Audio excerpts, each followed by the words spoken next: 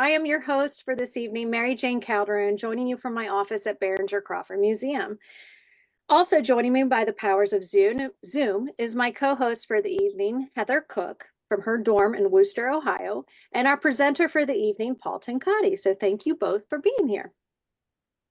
Northern Kentucky History Hour is a project of Behringer-Crawford Museum, Northern Kentucky's history museum, that would not be possible without support.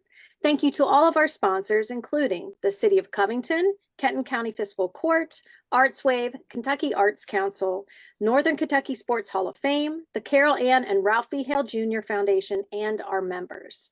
If you're not yet a member of the museum, please consider joining for access to discounts and exclusive programming. Learn more and join at bcmuseum.org. We would love to hear from our viewers tonight. So if you have a question or comment to share, please type it in the chat or the Q&A feature, and I'll be sure to get to those at the end of the presentation. Let's meet tonight's presenter. Paul A. Tenkotte, PhD, is a professor of history at Northern Kentucky University.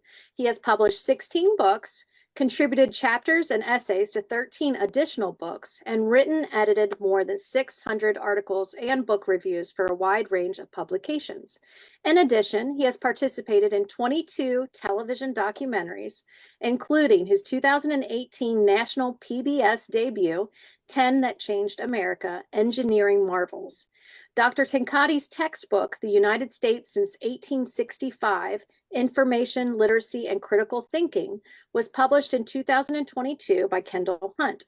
He is also editor of the weekly Our Rich History column in the Northern Kentucky Tribune, an online publication of the nonprofit Kentucky Center for Public Service Journalism. Currently, Tenkotte is co-directing a nonprofit regional initiative of the Kenton County Public Library entitled ORVIL, which stands for Ohio River Valley Innovation Library and Learning Enrichment. So thank you, Paul, so much for being here. Thank you. Now, it's great to be here. Thank you. There is a quiz question tonight. So the first respondent to enter a correct answer in the chat on Zoom or Facebook Live will win a Northern Kentucky History Hour prize. And most importantly, bragging rights. So tonight's question is, what is the world's largest fast food chain? So go ahead and get those answers going in the chat. And Paul, if you're ready, I'm going to go ahead and turn it over to you. Fantastic. Very good. All right. Do we have the my screen up, or do I need to share? I think you need to share your screen. We're ready for you to share. All right. Here we go. Let's go for the good. All right. Now is it up okay? Looks great. All right. This is a really fun photograph on the left.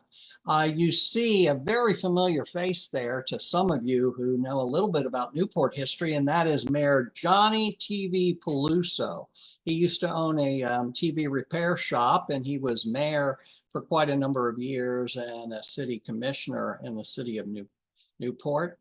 And this shows him at the grand opening of the Newport McDonald's in 1966. And the owner of the franchise, the McDonald's franchise in the greater Cincinnati area, was Lou Groen. We'll be talking a little bit about Lou tonight and about the Groen family and McDonald's and their franchise.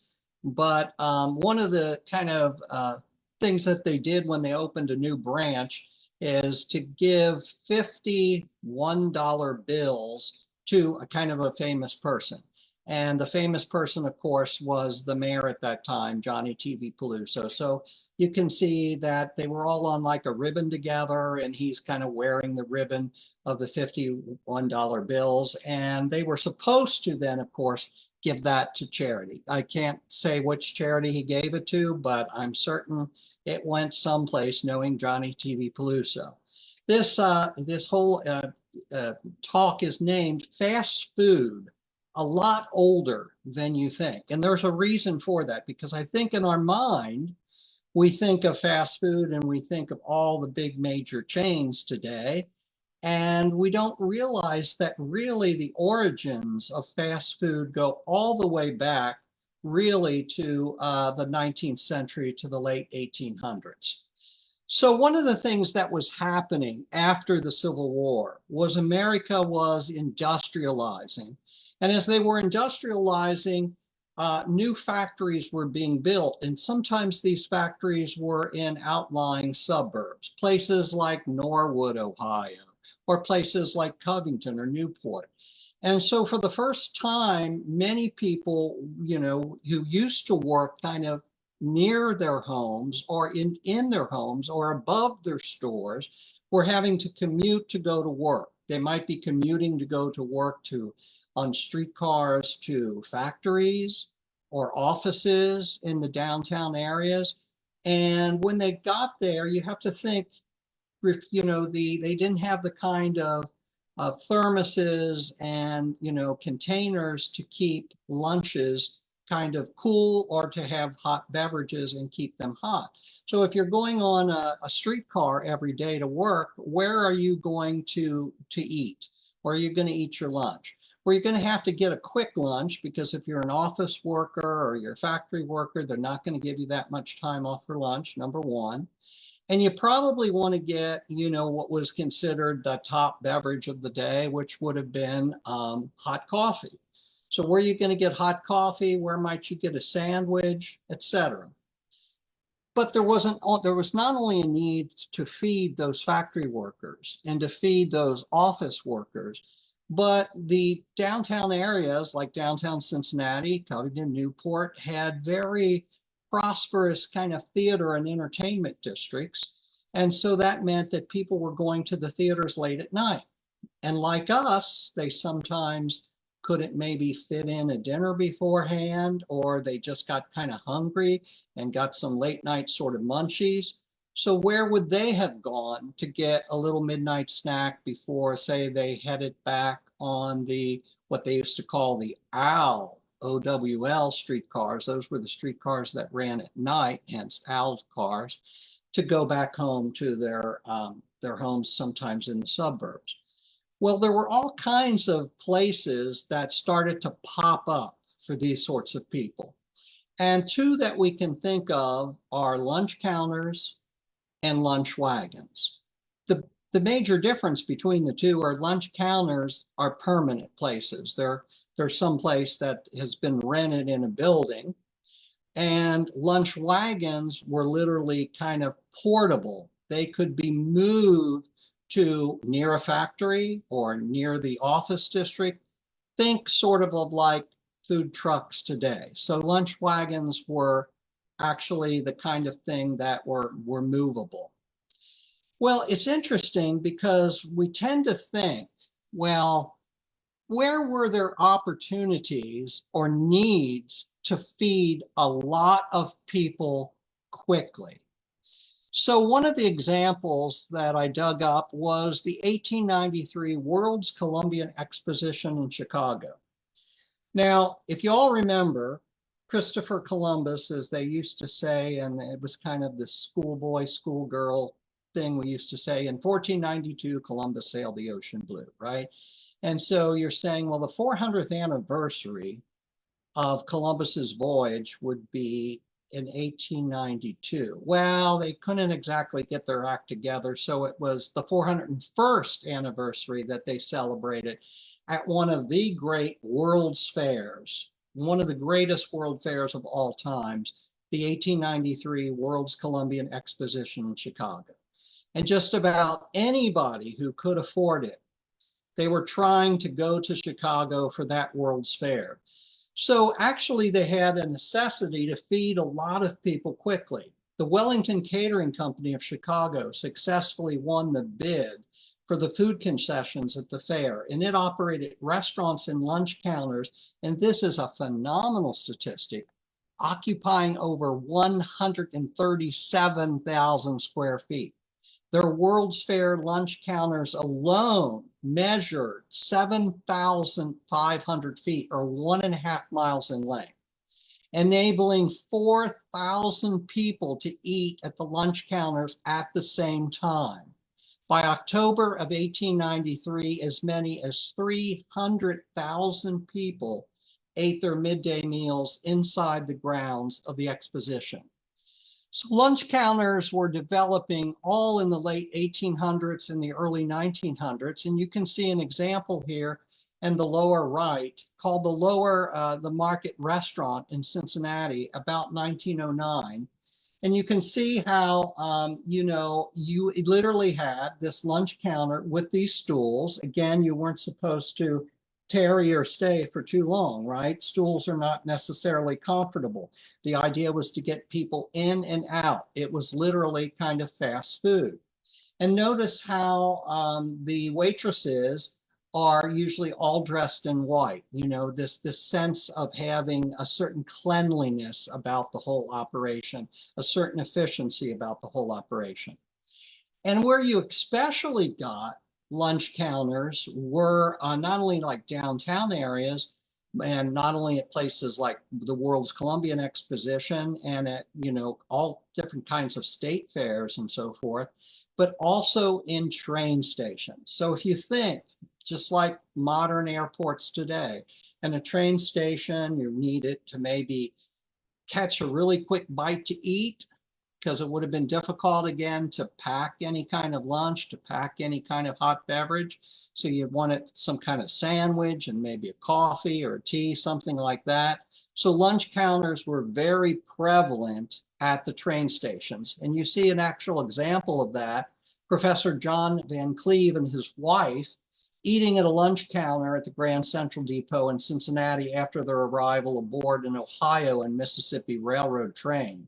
The Ohio and Mississippi Railroad ran all the way to St. Louis, by the way, and they thought this was interesting. And of course, the illustrator for the Cincinnati Post, hurried up and illustrated it, because those two were not getting along so very well, and they were kind of, to have them sitting together at a lunch counter was a really big deal at that time, and they were really well known in the area.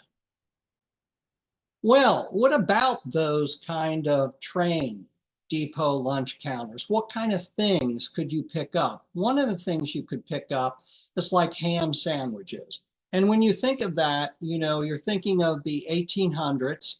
And if there's one thing that people ate a lot of in the 1800s, it was ham and pork products.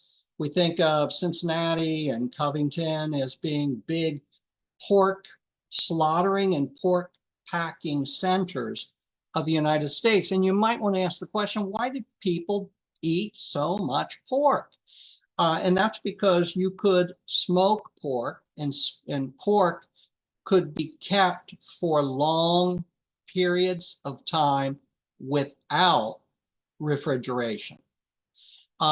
Beef could also be prepared and smoked in such a way that at most you might get 2 or 3 months of shelf life out of beef. But pork would last for a long time. So before the advent of widespread refrigeration, and before the advent of really widespread refrigeration made possible by electricity, you could keep ham for longer periods of time, slice it down into small pieces, and make a sandwich. Well, what did they do where did they get the bread for the sandwich? Well, this reporter from the Cincinnati Daily Gazette was absolutely enthralled, because he had been all across the United States on trains and had been to all these different lunch counters. And he expressed both surprise and disappointment that nearly every train depot lunch counter utilized sandwich rolls, that's what I'm calling them, that looked just alike, quote, no matter where one might go throughout the country. They all seem to be the same size, the same shape, the same color, and are cut in half at about the same way. And that really is the beginning of what we call sandwich rolls. And it was like a new thing. And when you think of it, it was a way, again, to make things very quick, to make things very efficient, so that you wouldn't have to go through and slice all the bread, etc., that everything would come. And usually these came from local bakeries. So all kinds of lunch counters and cafeterias were opening. And here you see a lunch wagon, probably in the Washington, D.C. area. And if you look at this as the early 1900s, And notice that this is one that actually, someone could wheel along. And it says a noontime friend. And it looks like he's got coffee and sandwiches here. And so this would have been convenient for them right outside their workplace. And these kind of sandwich wagons then could make an appearance again at night outside of theaters and outside of the entertainment district. But you were already also getting lunch counters in places like 418 Vine Street in 1916, where we see the ad for the New Bronx restaurant. No steps to climb, seats for 1,000 people. Lunch counter cafetiere, which is kind of an early term for cafeteria, or we serve you. Same sensible prices in all departments, in their advertising, cleanliness, courtesy always. So these are important to people, that places be clean, that they be quick, that they be fast, that they be efficient, and that they be, somewhat nutritious. Well, that was one place you could get lunch. And those places, the lunch wagons and the lunch counters, so far as many people were concerned, were highly superior to another place, and that was the saloons. This is a very famous photograph. In fact, if any of you have been to the Immigration Museum, the National Immigration Museum at Ellis Island in New York City, this has been enlarged to almost life size. And it shows Tedeschi's and Party Saloon near 5th and Vine Street, which was not a very good part of town at that part of time. It was taken in 1888, which interestingly enough was the 100th anniversary of the city of Cincinnati. And you notice this very famous Wienerwurst with each drink, and everybody else who's on the block had to do the same thing. This place has a Wienerwurst. This place has a Wienerwurst with each drink. What does that mean? That literally meant that if you bought an alcoholic beverage, you could get a Wienerwurst. It was free. It was part of the deal. Wow, what a way to try to draw you in to the saloons. Now, if you think of that, seems like a good deal, but was it a good deal for society at large? Was it a good deal because these were men's saloons, for men to go running off at noontime to go get a drink, and maybe more than one drink and more than one Wienerwurst? Was that frowned upon by some of their employers? Maybe they weren't producing as much after lunch as they did in the morning before lunch. It was also upsetting to temperance leaders, especially to the WCTU. Temperance means that it's different than prohibition. Temperance means that we want to somehow restrict a little bit the worst aspects of alcohol use. So the WCTU was a very large organization in the late 19th and early 20th centuries, and it stood for the Women's Christian Temperance Union. Now, why would women be concerned about the use and, most importantly, the abuse of alcohol? Were they just, being, very kind of puritanical? No, because if you think of it, what sometimes was associated more than we would like to realize is that men who drank at some of these saloons would get drunk, and some of them would come home at night, because you could also get a Wienerwurst in the evening after they got off from work. And they would spend a lot of their paychecks in the bars, and other things could happen in the bars, right? You can play a round of poker or some other game of chance. And so they were spending, as the main breadwinners of the time period, some of the men were spending much too much time away from their wives, away from their children, spending their money, spending their paychecks in taverns and saloons.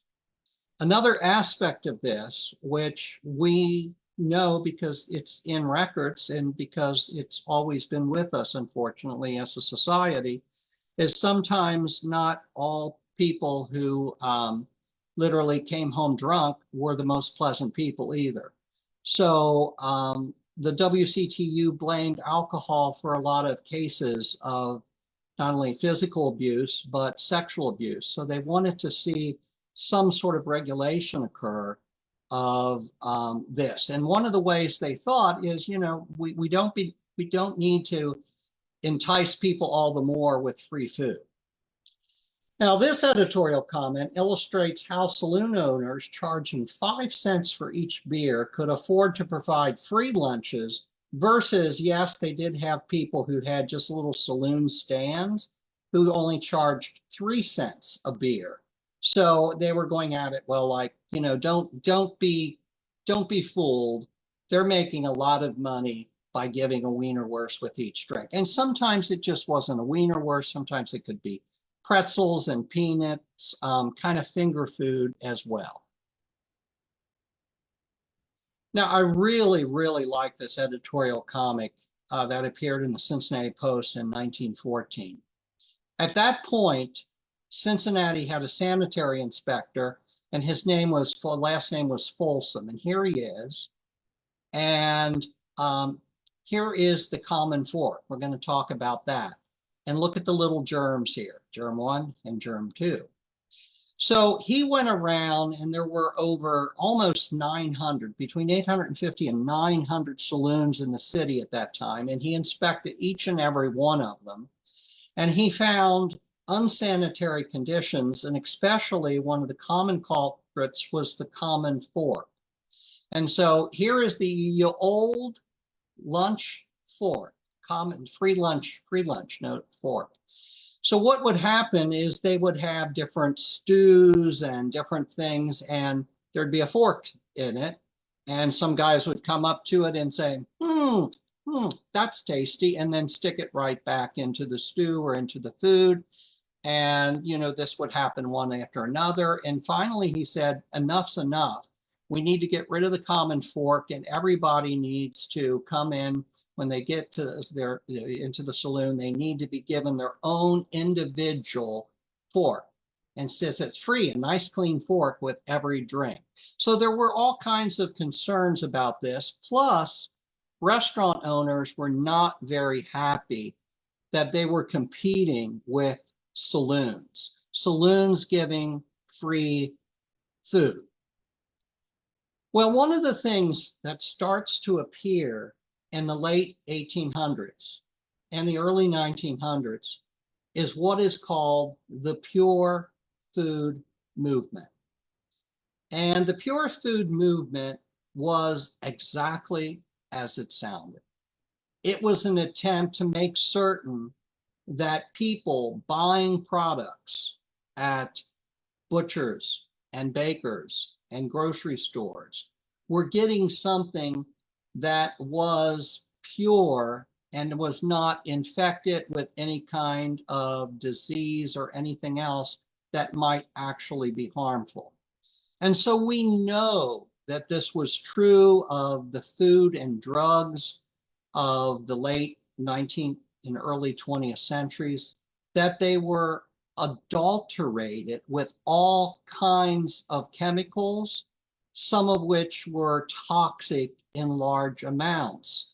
And we know that it was common for people, you know, to be taking all kinds of cough medicines and everything else, even children that had very harmful narcotic, that is addictive substances in them.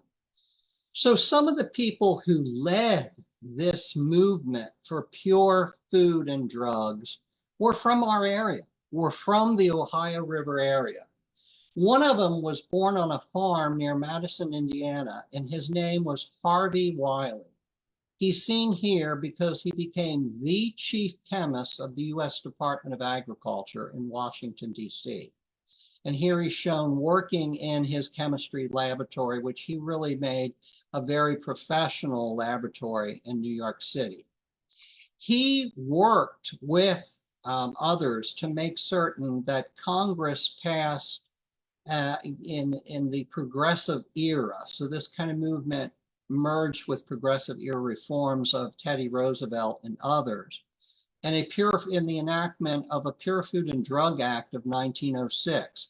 And back in those days, some people even called that, today we kind of just call it the Pure Food and Drug Act, as the Wiley Act. But he wasn't the only person around who was pushing for sanitary food sources. Another one was Dr. Charles A.L. Reed. Born in northeastern Indiana, he came to the UC College of Medicine, where his father was also a medical doctor and a professor. He graduated from the University of Cincinnati's College of Medicine. And eventually he became president of the American Medical Association, and most importantly, the chair of its legislative committee. So he would have been working with people in Congress to kind of also support legislation that would ensure that Americans had access to clean, reliable food. And so just as in Cincinnati, where they had a chief kind of inspection officer, sanitary officer, places like Covington in 1907, here you see three of the health officials. Left to right, the sanitary guard, Edward Cook, health officer, Dr. Ellie Brinker, and the meat and milk inspector, Dr. W.E.A. Wyman. And Dr. Wyman was going all over the place to butcher shops and every place else, where he found some really horrible conditions, hanging meat up outside, meat that was filled with flies, and all of course, the disease and so forth that would have been spread that way. And so there's this movement right around 1906, 1907 to clean up America's food supply. Now, the one thing we did want to note before that is the temperance movement actually gained success with the passage of Prohibition in the United States. And Prohibition lasted from 1920 to 1933. So guess what? The minute Prohibition came into play, that was the end of the saloons that could offer a Wienerwurst with each drink.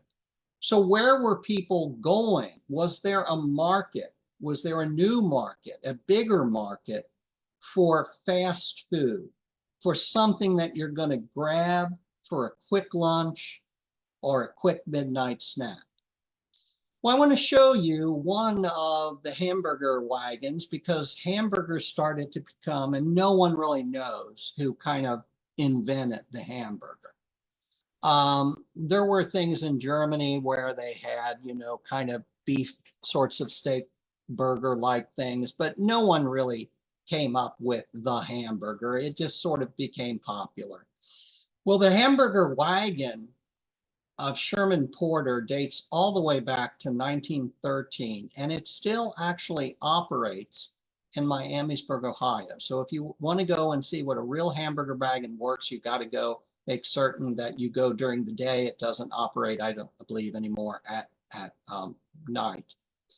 In 1913, there was a terrible flood on the Great Miami River that devastated and destroyed much of the city of Dayton, Ohio. And Sherman Porter originally set up, just feeding the poor, feeding the hungry, feeding people that were actually destitute. And one of the things he thought he could use that would be efficient and nutritious is hamburgers. And after his philanthropy of the 1913 era, he set up a hamburger wagon in Miamisburg. And that's how it gained popularity. So as hamburgers were increasing in popularity, in 1921 in Wichita, Kansas, Walt Anderson and Edgar Waldo Billy Ingram opened up the first White Castle. Now, White Castles had eventually, in a few years, came to have this iconic look. They wanted him to look strong and resourceful. So it actually looks like a little castle, right? With little battlements as if. And they also liked white because white could be kept clean and it could be clean constantly. And it would give the impression that you could trust a place that looked like this, that wasn't just a wagon, and who knows what about that wagon and who's operating it, but was a company that had consistently good food. And also they did all kinds of laboratory studies. They put, people in college on White Castle diets for like a month at a time. They studied them and they produced all kinds of advertising that said, yes, you could live on a White Castle diet and it would be nutritious. And more importantly, as we get into by 1929-30, the Great Depression, it would be affordable. Well, it doesn't take long for these to begin to open east of the Mississippi River. And in the 1928-29 time period, 6 White Castles opened in Cincinnati. They were followed by 2 which opened in Covington in 1930. This shows one of the early White Castles that was located at 714 Walnut Street between 7th and 8th Street on Walnut in Cincinnati. And over here, you see a little one that was at 441 Pike Street. It later on was rebuilt and was there until I think the 2000 or so. And then that one was torn down and closed. It was very near the Turner Hall. In fact, you can see Turner Hall here in the roof of Turner Hall right in the background. There was another one at 825 Madison Avenue, which was between 8th and 9th Street on Madison, and it was on the west side of Madison. I don't remember this one because by the time I got around and was a kid, this one had been replaced by the one at 12th and Madison Avenue. And so this would have been, here is Madison, here is 12th, and then the viaduct would be over here to your right. And then over here is the cathedral. And this was opened in July of 1960. And then of course, when the cathedral beautification process went on, this one was torn down. Now, one thing about the White Castles is they were regarded as inside and out very clean. So you would go into a White Castle and it would have these white porcelain walls. And later on, they shifted from brick to white porcelain on the outside, something that you could clean very easily. And you'd go in and there'd be people to help you.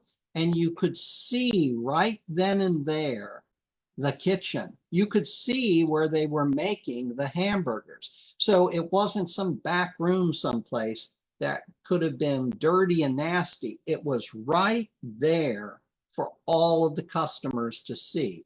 And there were very few places. These were really takeout places when they were first designed. Only later on did they really get some seating. And, everybody wore the little White Castle caps, and they had a uniform. It had white, men or women. It was all white that they wore and a white cap, and everything could be easily cleaned up. So everything was sparkling sort of clean at the White Castle. And that was all very intentional because people were looking for inexpensive fast food that they could trust, that would have consistency, that they knew coming out of the movement of the Pure Food and Drug, that they could trust this as nutritious and also clean. There were all kinds of copies of White Castle. Everybody wanted to copy. I mean, they went so far as to the buildings were almost facsimiles of, they were plagiarizing literally everything. Even the White Tavern were saying hamburgers, buy a bag full. I mean, they were even using the same kind of advertising slogans, but just kind of slightly changing them. Nationwide, there was a place called the Little Tavern Shops, but a man from Lexington called Jerome Mitchell Lader, we'll call him Jerry Lader, in 1929 opened his first white tavern. This was the one on North Limestone Street in Lexington. This was his one at East Main Street in Lexington. And if you look at this, it's the same price as White Castle was charging. It's the same kind of buy them by the sack, buy them by the bagful. It's the same teeming white, clean porcelain. The same kind of design, the same sort of carryout. And if you went inside, it would be the same porcelain and kind of the same sort of little buns, square buns with square hamburgers. So he called his the White Tavern, and he ended up growing up to like 13 different outlets. And then he decided to do something a little different. So in 1946, Jerry Lader, who had the White Tavern Shops, opened the first Jerry's in Lexington, Kentucky. So Jerry's restaurant featured mainly the kinds of things that you would have seen in a diner of that period of time, specializing in things like hamburgers and French fries, sodas, etc. And their big hamburger, double-decker hamburger, was called the J-Boy. Now in 1957, he began selling franchises of Jerry's restaurants. Shortly thereafter, 6 years later, he died and Warren Rosenthal bought Jerry's. And there were a number of Jerry's in Cincinnati and in the Northern Kentucky area. So this picture, I think, is really intriguing, because this is the city of Fort Wright. Right down here is the city of Park Hill, so you're right near the boundary. This is the Dixie Highway, then only 2 lanes. Here would be Notre Dame kind of Academy today. Here is what was the old Dixie Gardens Drive-In movie theater, which also then later on had an ice bowl. And then right here, where this fence would have been later on put up Jerry's Restaurant, and next door, the Lookout Bowl. And this existed for many years. It was opened in about 1962, 63 is the first time that I find reference to it. Jerry's, like a lot of restaurants of its time period, had become pretty iconic. You know, they had their own little, the little Jerry guy with the chef's hat on, their own insignia, their own logo. And what they're going to end up doing is experiencing a lot of competition from the new kids on the block. And the new kids on the block are going to be later on McDonald's, Burger Chef, Burger King, and other burger joints. And the kind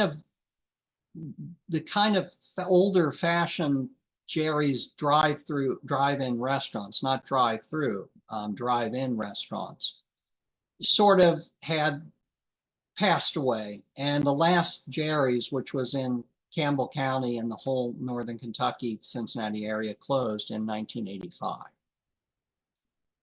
Well, something very similar to Jerry's was Big Boy. And this has a really interesting history, because in 1936, Bob Wien, who you see right here to the left, he had worked at a number of different lunch counters, and lunch counters were a lot of hard work in those days. I mean, you opened early, you stayed open late, you might only have, like he did in 1936, he bought a 10-stool lunch counter in Glendale, California. And you had to constantly turn over those stools and sell enough. And you were doing everything, right? You literally were doing everything, and maybe 2 people were running the whole show. In 1937, a late night band at the local Biltmore Hotel in Glendale, California, came by after doing their late night gig. And they said to him, we just want something different, just something different. And he says, well, you know what I think I'm going to do is I'm going to take the bun and I'm going to slice it kind of differently. And I'm going to have 3 slices. And then I'm going to put a little patty, beef patty in between each parts of the bun. And he makes it up and it's an immediate success. People just love this new double-decker hamburger. And he had at the time, and it's the midst of the Great Depression, a kind of poor kid in the neighborhood who was a little on the chubby side. And he used to wear these kind of pants that had suspenders. And the pants were kind of way too big for him. And he was only about 6 years old, but Bob Wien kind of felt sorry for him and paid him a little bit to come and sweep up the place and, to do some little chores around there. And one time he was trying to get the little boy's attention and he forgot the little boy's name there for a second. And he said, hey, big boy, come on over here. And then, the light bulb went off and he said, wow, I need to call my double-decker hamburger sandwich Big Boy. And by the way, when this gentleman became an adult, he employed him for many, many years at Bob's Big Boy and treated him and his family with great respect and dignity. Well, the idea of this started to really take off. And Bob Wien very, very smartly trademarked the Big Boy name. Well, along comes Dave Frisch of Cincinnati. And Dave Frisch was one of a number of children, especially boys. Their father died. Their father had operated one of these lunch counters called Frisch's Stag Lunch in Norwood, Ohio. So when their father died, they were really forced to take that over. And at one point in time, they made pretty well for themselves. And right in the midst of the Depression in 1939, they opened the Mainliner restaurant in Fairfax, Ohio. The Mainliner is still there. It's not far from Lunken Airport. And so it had this little airplane, which later on was changed to a little model airplane that had a working propeller. And it was called the Mainliner. And it was Wooster Pike, Fairfax. As I said, it's still there. Well, the story goes, World War II, Dave Frisch visited Glendale, California. Dave Frisch's brother had sent him the money to go ahead and take a train and go out to Glendale, California and see the Big Boy restaurant. And so he took his brother's money. He actually cashed in the tickets and got cheaper tickets. No, I think he actually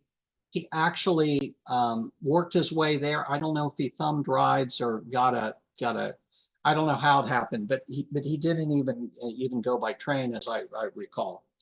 So he goes out to Glendale to see this Bob's Big Boy restaurant, and he wanted to see Bob Wien, but Bob Wien wasn't there.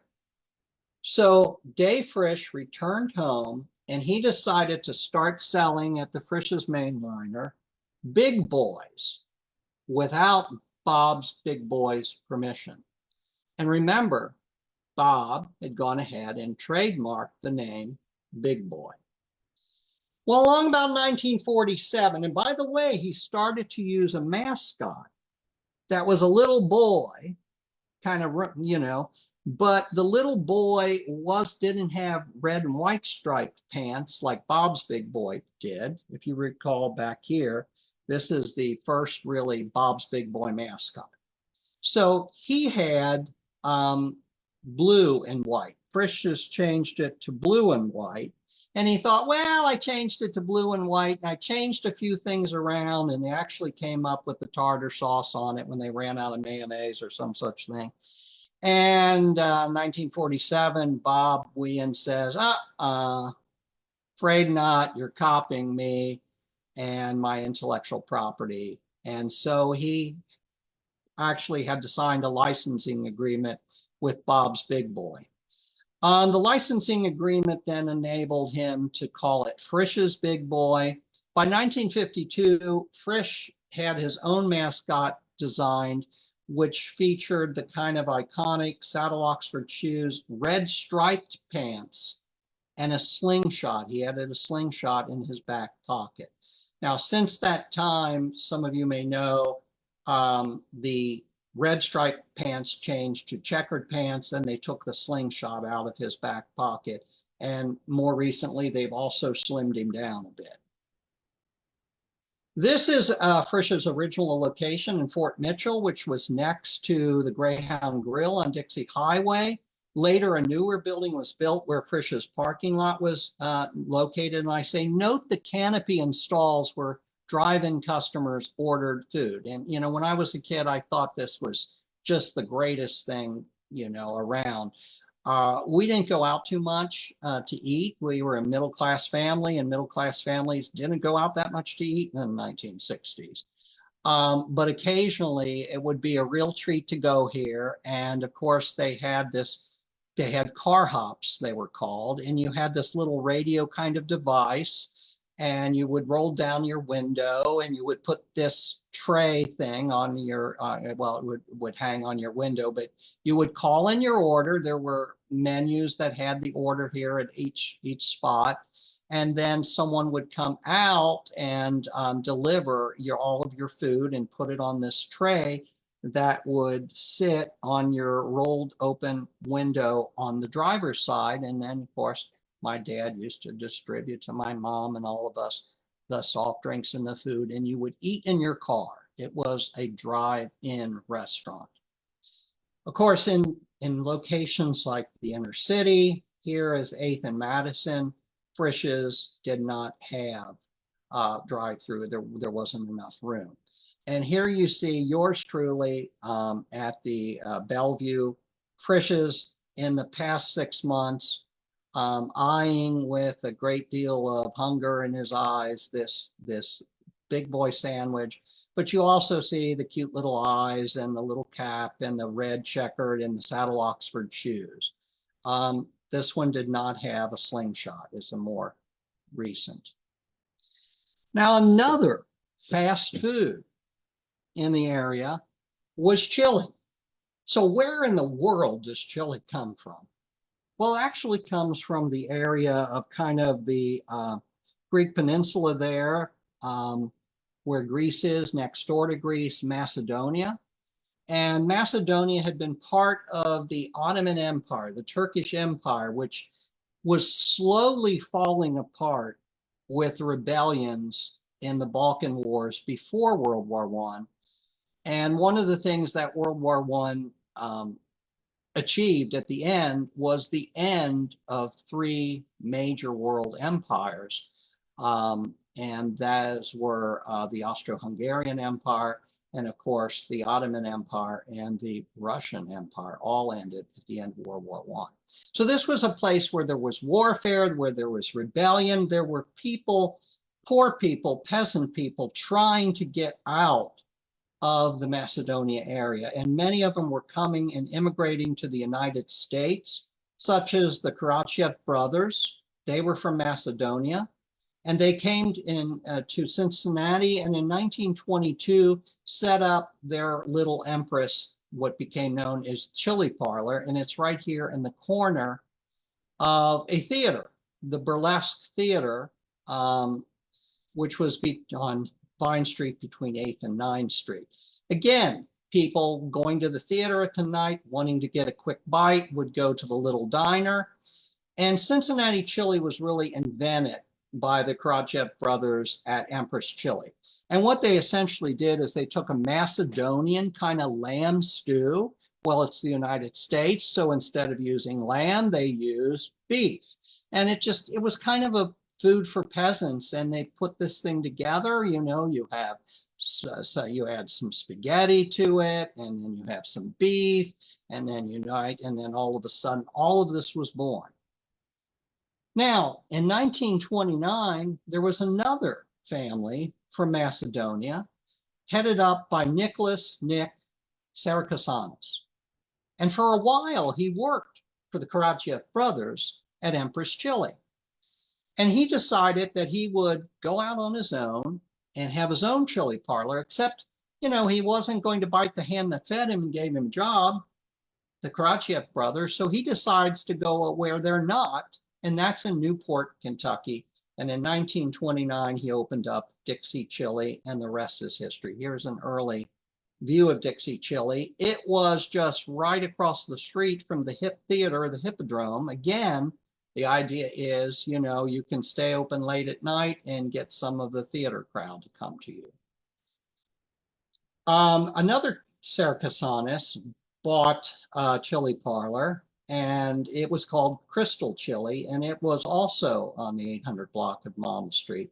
Here you see another kind of Macedonian, Greek owner, Alex Tulevich, who ran Liberty Chili at 512 Madison Avenue. And here you see him serving firefighters. Here you see Carl Garros and Latonia Chili in Covington, and Jim Kappas, owner of the A1 Chili Parlor in Covington. So again, very popular among these Greek kind of immigrants to the United States. In 1955, Louis Lou Groen of Cincinnati met with Ray Kroc in Des Plaines, Illinois. And Ray Kroc was the person who joined McDonald's.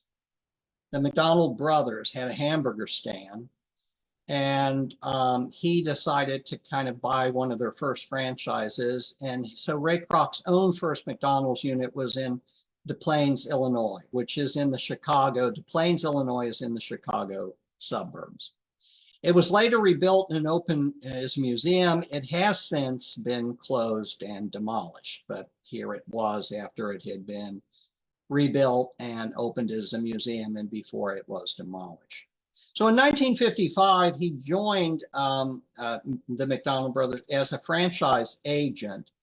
The McDonald brothers had founded McDonald's originally in San Bernardino, California in 1940. So it's another fast food chain besides, Bob's Big Boy that arose out of California. Well, Lou Groen did it right. In 1955, he went to Des Plaines, Illinois to meet with Ray Kroc. And in 1959, he decided to open his first, and so he got the franchise for the entire area. And he had one of the first and one of the most successful and one of the largest McDonald's franchises in the United States. And by large, I mean, after Groen, they really weren't like offering entire metropolitan areas to one franchisee, but he had the entire metropolitan area, including northern Cincinnati and northern Kentucky. He opened his first Cincinnati McDonald's at North Bend and West Fork Roads in Montford Heights in 1959. And he is the one who introduced, through a lot of persuasion, they didn't buy it at first, but he said, Cincinnati is a very Catholic city. And back in those pre-Vatican II days, Catholics were not allowed to eat meat on Friday. So he watched all these people going past McDonald's on a Friday, and where were they going? To Frisch's for their filet fish sandwiches.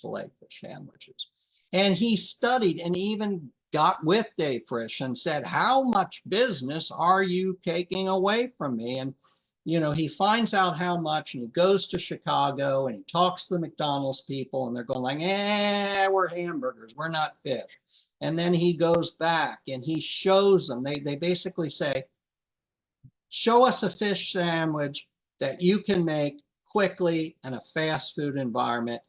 And he does, and he talks them into it. So it's Groen and the Cincinnati Catholics that are responsible for McDonald's Filet-O-Fish sandwich.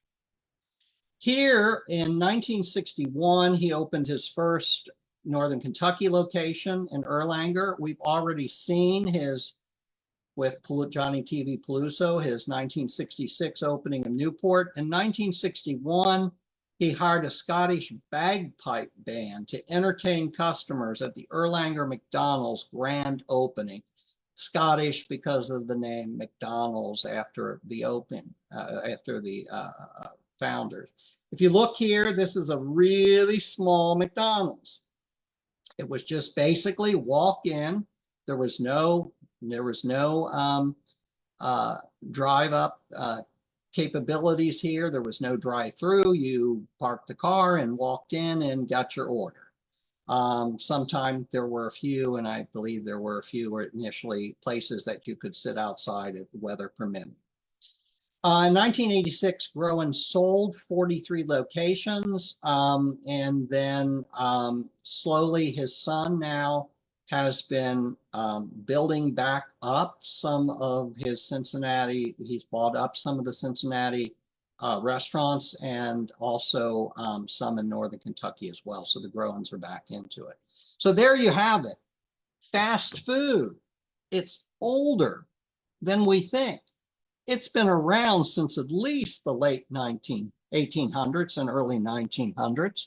And the fast food that we experience today has seen an evolution from really takeout food to lunch counters to lunch wagons to this whole business of the clean, shining, teeming porcelain places of White Castle to today where we have Uber drivers and takeout and drive-through and a host of other things, and sometimes still eat-in facilities as well. So that, my friends, is the story of fast food. Well, thank you so much, Mr. Tenkotte. That was awesome. That was a great presentation. I want to go back to our trivia question because I know we did have a winner. So again, that trivia question was, what is the world's largest fast food chain? And the answer to that was McDonald's. And Heather, who did we have as a winner? Gina Johnson on Facebook. Congratulations, Gina. Great job. And then Heather, did we have any questions or comments that we'd like to share? We had a few comments. We didn't have any questions. Some people were saying that they were remembering going to different lunch counters and having live bands. They said there was one at the Cincinnati Union Terminal lunch area. People said they remembered in the 40s going to a meat market in Newport and having live chickens, ducks, and geese for sale outside the shop. Yeah. I just saw something from Mr. Bogart. He was actually a presenter of ours in the past. He said, Paul, you need to add La Rosa's pizza to your story. That's right. We don't have anything about La Rosa's in there. Pizza. Absolutely. You're absolutely right. We're working on it. That's our next step, the pizza parlors. Ah, nice. And even before that, and now we have the kind of exact date. We know who started pizzas in Cincinnati, and it goes back way before La Rosa's, and the Pasquales were around and a lot of other stuff. So I will be back if you ask me, and we will only do pizzas, I promise. Well, maybe we can throw tacos in there too. Ooh, I like that, tacos. I love that somebody said that they remembered the meat market at 8th and Saratoga and Newport. Did you already say this, Heather? With the ducks and geese for sale outside, meat hanging within the store. That's great. Very different than today. And I love seeing the old pictures of the White Castles because I even remember the one that was by the cathedral, always going there with my father and him always telling the stories about it, you know. So it's really, yeah, it's interesting. So thank you. And the wonderful thing about White Castles that some of you already know is that they treat it from the very start and still to today, their employees well. They paid them a living wage, and they offered early on and even through the Great Depression, things like profit sharing, medical insurance, and everything else unheard of in those days, and try to find fast food restaurants today other than White Castle that still abide by that kind of family tradition of treating their employees fairly. Very impressive, White Castles. Well, thank you so much. And if we don't have any other comments or questions, we'll go ahead and wrap up. But thank you so much, Paul, for such a great presentation. And I hope you do come back and do another presentation with us very soon. Thank you. That's all that we have time for this evening. Thank you again to all of our sponsors and supporters of BCM. Until next time, take care, everyone, and good night. Thank you so much.